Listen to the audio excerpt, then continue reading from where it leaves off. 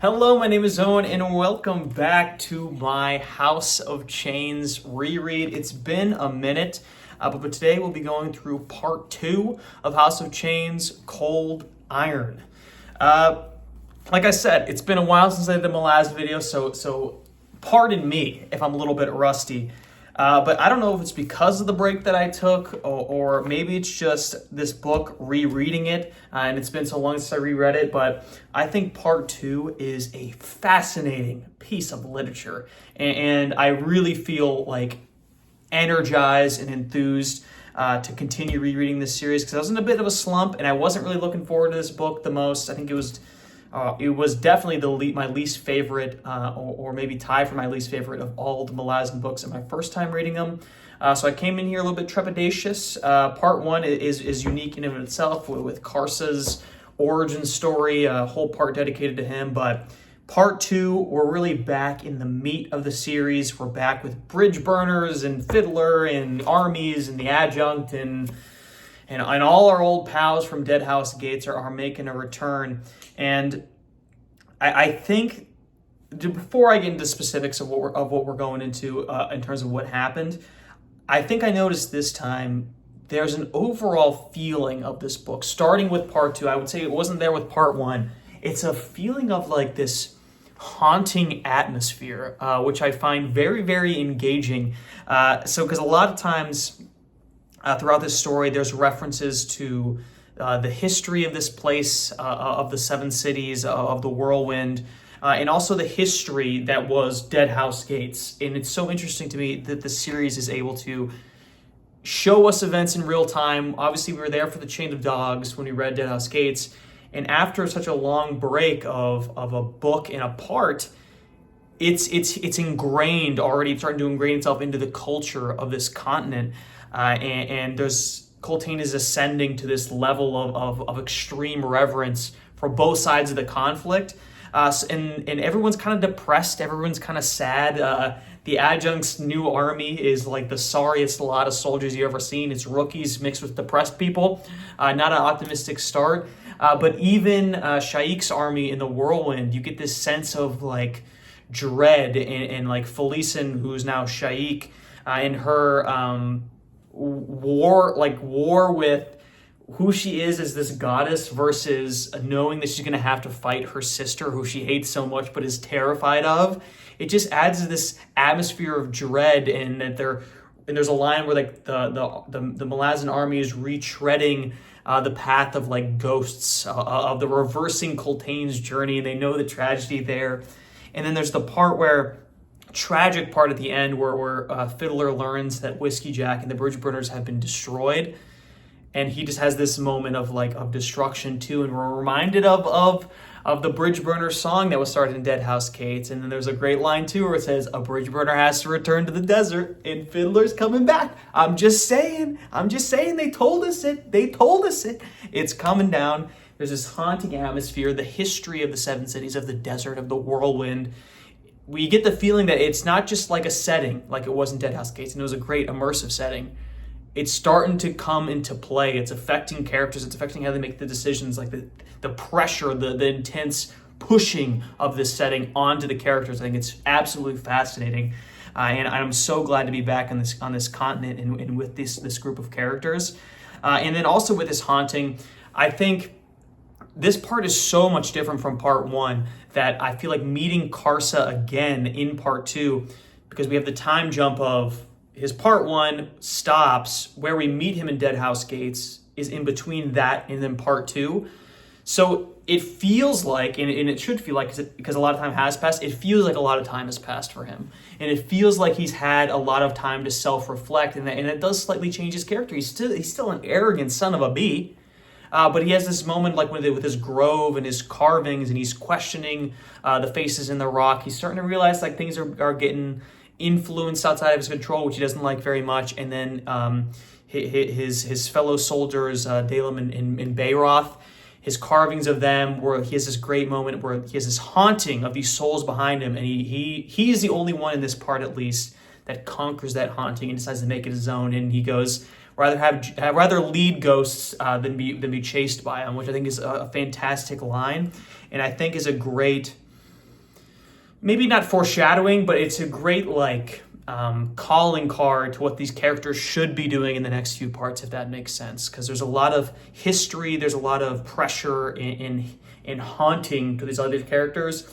They should take a page out of Karsa's book and lead the ghosts rather than be frightened by them, because it'll destroy you in the end. I think that's very important. It'll come into play the rest of this series. It's a lot of setup good here. No spoilers, though. No spoilers, just saying. Moving on from there, I think interesting in this part as well, like I said, we're introduced to a lot of characters that we met in Deadhouse Gates, and introducing some new ones as well. We get our first proper look at the adjunct, who I think is very fascinating on a rereading. Get to see her because she does appear later on in the series, and she's an enigma. She really is. So knowing what happens, without giving any spoilers again to the later series, we haven't got that far. It is interesting to see her here for the first time, knowing what comes ahead. But I'm looking for foreshadowing, not finding much of it. As you can see here, don't have too many red tabs, which would be my House of Chains final review video. But what I was going to say was, we're introduced to a lot of characters that we already know. However, a lot of them are going by different names, which I think is also something that's very important in this part. For example, Fiddler reintroduces himself to the army as Strings. So clever of him. Crocus has this moment where he decides he's not Crocus anymore. He's Cutter, and he's so edgy now. The Felicin is the Shaik. Heberic is known as Ghost Hands. Karsa is just known as the Toblakai.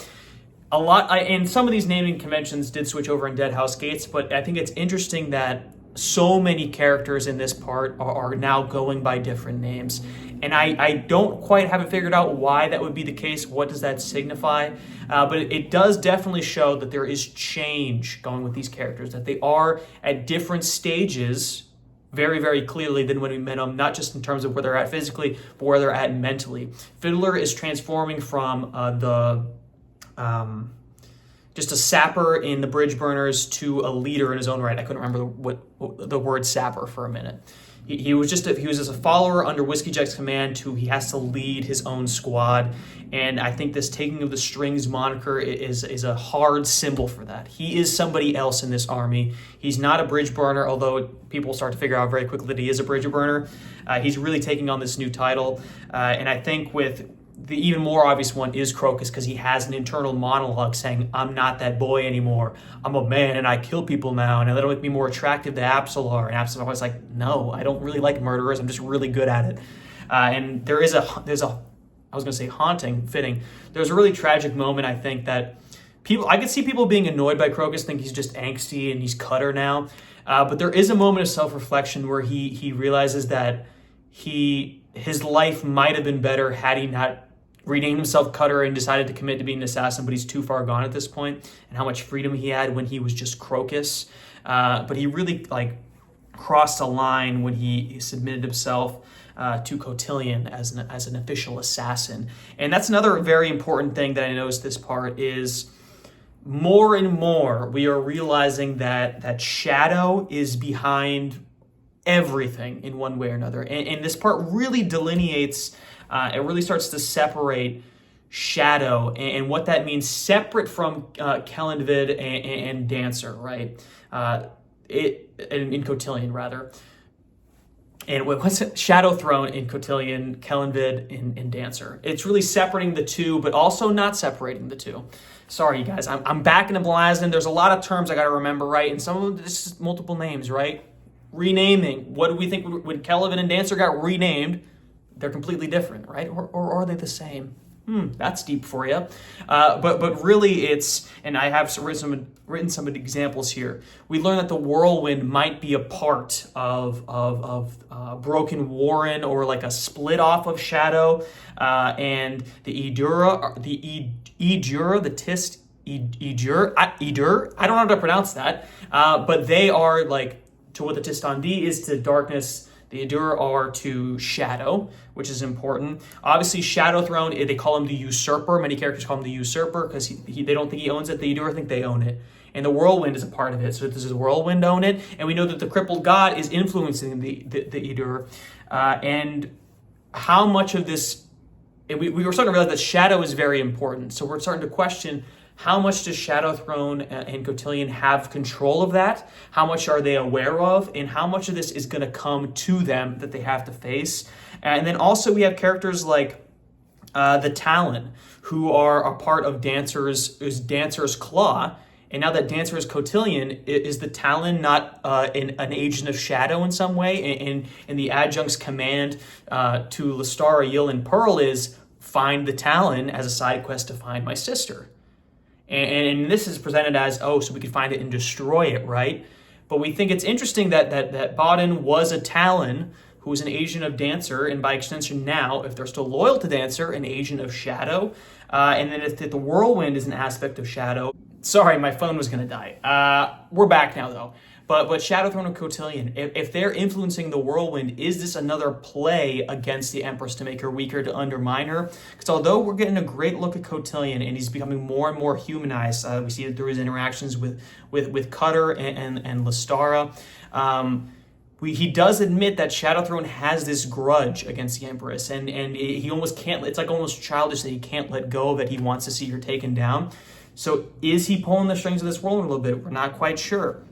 And then from there, characters like Lestara have this ability to shadow dance as well.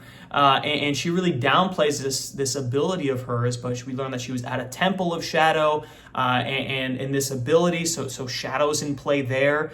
And then obviously, like we said, Crocus becoming Cutter and becoming a servant of Cotillion, an assassin of him. And then Kalam also taking a mission from Cotillion as well. So Cotillion's getting really busy this part, and with all the other mentions of Shadow and things influenced by Shadow, the people that are fighting for Shadow, it's really heating up here. And then we get to the island at the end of this part where Cutter they find the Tistandi that are guarding the throne of Shadow.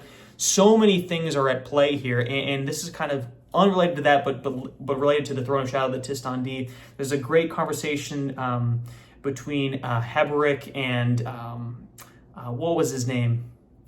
The Lorik, one of the high mages in Shaik's camp, where Lorik's like, oh, the Tistandi, like, they're messing with human affairs, they're guarding the throne of Shadow, and Heberic's like, or are the humans messing with his affair? And that conversation is so good too. And let's just see if I could find that just on the fly, because I marked so many things from it.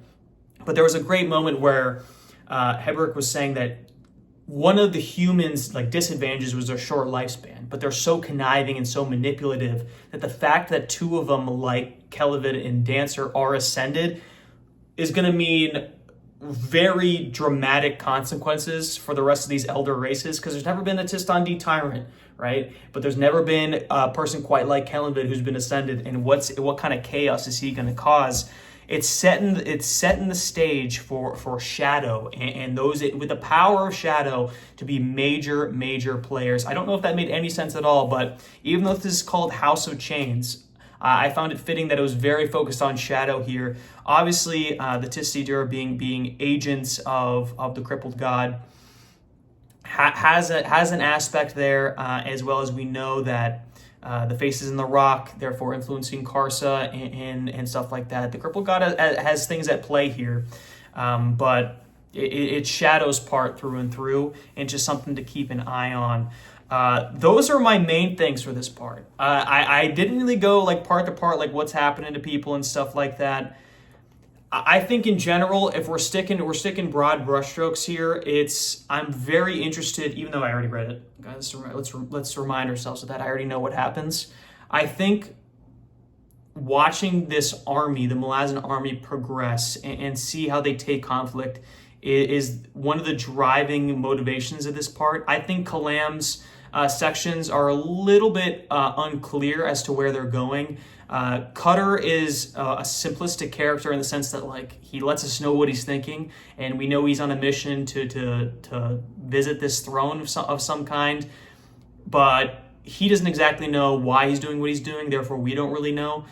So I think really the driving if we're gonna get micro here, the driving plot is this Malazan army, the adjunct, and there's another great scene. I think a great character introduced in this part is Gamut and his perspectives on the adjunct, because the adjunct does not let anybody into her personal mindset. His worries about her and if she will break, and the omens of the bones, and how Fiddler and Gessler and them, they turn the omen into a symbol of, like, they wear the bones in their chest. It's such great, like, insights into, like, the thoughts of an army and the thoughts of a commander to their commander, to, like, the general of an army, and the smallest things that could destroy morale in a second. And the other thing I want to say too, before, because now they're just popping into my head, there was a great moment as well in the Whirlwind, and there's, like, the politics of the different leaders and stuff like that. But there's a great moment when they realize what happened in Memories of Ice, with the painting domain, the destruction of the bridge burners, the death of Whiskey Jack.